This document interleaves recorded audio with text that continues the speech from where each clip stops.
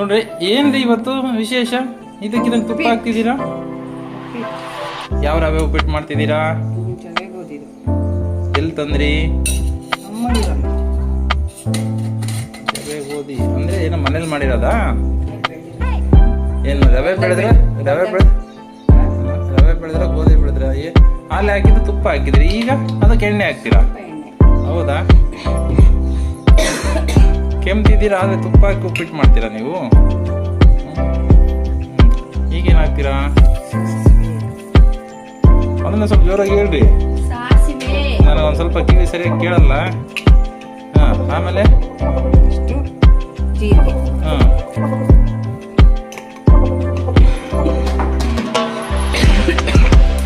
ಏನು ಹುಷಾರಿಲ್ವ ನಿಮ್ಗೆ?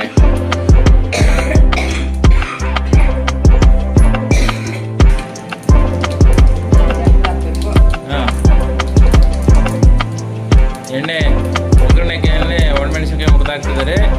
ಇವ್ರು ಯಾವಾಗೂ ಹಸಿಮೆಣಸಿನ್ಕಾಯಿ ಬಳಸಲ್ಲ. ಕಾರಣ ಏನಂತಂದ್ರೆ ಅದೊಂದು ಕೆಲವೊಂದು ಆರೋಗ್ಯದಲ್ಲಿ ಅಷ್ಟೊಂದು ಉತ್ತಮ ಅಲ್ಲ ಅನ್ನೋ ಕಾರಣಕ್ಕೆ ಹಣ್ಣುಮೆಣಸಿನ್ಕಾಯಿ ಇಲ್ಲ ಅಂತಂದ್ರೆ ಒಣಮೆಣಸಿನ್ಕಾಯಿ ಜಾಸ್ತಿ ಬಳಸ್ತಾರೆ.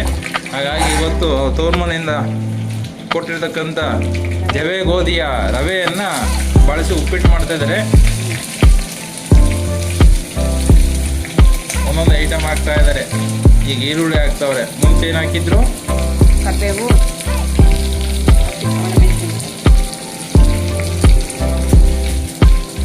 ಜೀರಿಗೆ, ಸಾಸಿವೆ, ಕರಿಬೇವು, ಒಣಮೆಣಸಿನ್ಕಾಯಿ ಹಾಕಿದ್ಮೇಲೆ ಈರುಳ್ಳಿ ಹಾಕಿದ್ದಾರೆ.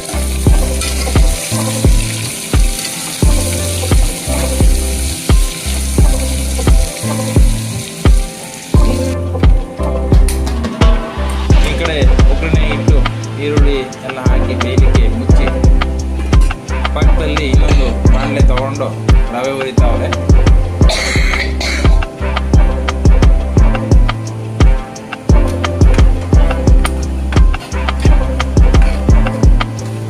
ರವೆ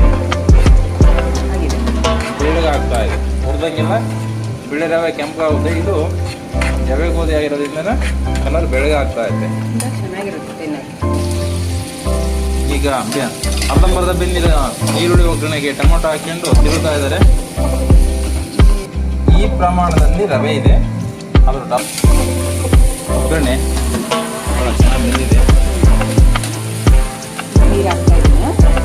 ನಾವು ಏನು ಆಗಲೇ ಈಗ ನೋಡ್ರಿ, ಇದು ಇಷ್ಟು ಅಂದರೆ 1 ಲೋಟ ರವೆಗೆ 2 ಲೋಟ ನೀರು ಹಾಕಬೇಕು. ಹಾಗಾಗಿ ಇವರು 2 ಲೋಟ ನೀರು ರೆಡಿ ಮಾಡಿ ಇಟ್ಕೊಂಡಿದ್ದಾರೆ.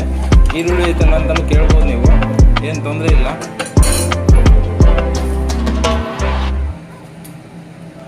ರುಚಿಗೆ ತಕ್ಕಷ್ಟು ಉಪ್ಪು ನಿಮ್ಗೆ ಎಷ್ಟು ಬೇಕು ನೋಡ್ಕೊಂಡು ಹಾಕೊಳ್ಳಿ. ಇದು ನಮ್ಮದು ಕಲ್ಲುಪ್ಪು, ಹರಳುಪ್ಪು.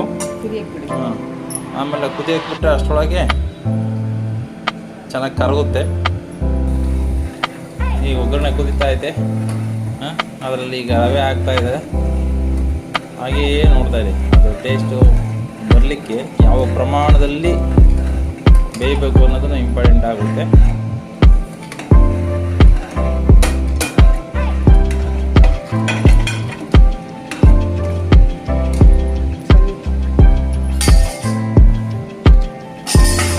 ಉಪ್ಪಿಟ್ಟು ತುಂಬ ಚೆನ್ನಾಗಿ ಬರ್ಬೇಕಂದ್ರೆ, ಟೇಸ್ಟ್ ತುಂಬ ಚೆನ್ನಾಗಿರ್ಬೇಕಂದ್ರೆ ಕಾಯಿನೂ ಅಷ್ಟೇ ಚೆನ್ನಾಗಿ ಹಾಕಬೇಕಾಗುತ್ತೆ. ಕಾಯಿ ತುರಿ, ತೆಂಗಿನಕಾಯಿ ತುರಿಯನ್ನು ಚೆನ್ನಾಗಿ ಹಾಕಿದರೆ ಉಪ್ಪಿಟ್ಟು ಭಾಳ ಒಳ್ಳೆ ಟೇಸ್ಟ್ ಬರುತ್ತೆ ಅನ್ನೋದಂತೂ ಸತ್ಯ.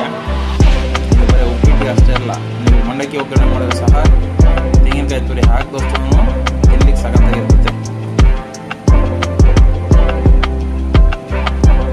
ಇದರ ಜೊತೆಗೆ ಭಾಳ ಮುಖ್ಯ, ನೋಡಲಿಕ್ಕೆ ತುಂಬ ಚೆನ್ನಾಗಿ ಕಾಣುತ್ತೆ, ಅಷ್ಟೇ ಟೇಸ್ಟ್ ಕೊಡುವಂಥದ್ದೇ ರೋಗ ನಿರೋಧಕ ಶಕ್ತಿ ಇರತಕ್ಕಂಥ ಕೊತ್ತಂಬರಿ ಸೊಪ್ಪು ಎಲ್ಲವನ್ನು ಹಾಕಿ. ಹೌದು, ನೀವು ರುಚಿ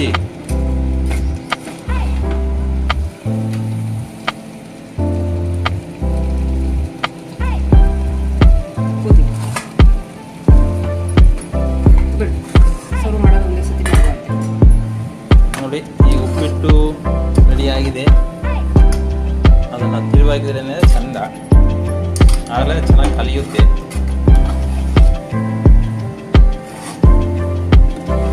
ಎಷ್ಟು ಜನಕ್ಕೆ ಮಾಡಿದ್ದೀರಿ ಉಪ್ಪಿಟ್ಟನ್ನ? ಇಬ್ಬರಾ? ನಮ್ಮ ಮನೆಯವರು ಅವರಾಗಿ ಮಾತಾಡಲ್ಲ. ಹಾಗಾಗಿ ಒಂದು ಸ್ವಲ್ಪ ಏನಾದರೂ ಒಂದು ಸ್ವಲ್ಪ ಸ್ಪೆಷಲಾಗಿ ಮಾತಾಡ್ಸಿದ್ರೆ ಚೆನ್ನಾಗಿ ಮಾತಾಡ್ತಾರೆ.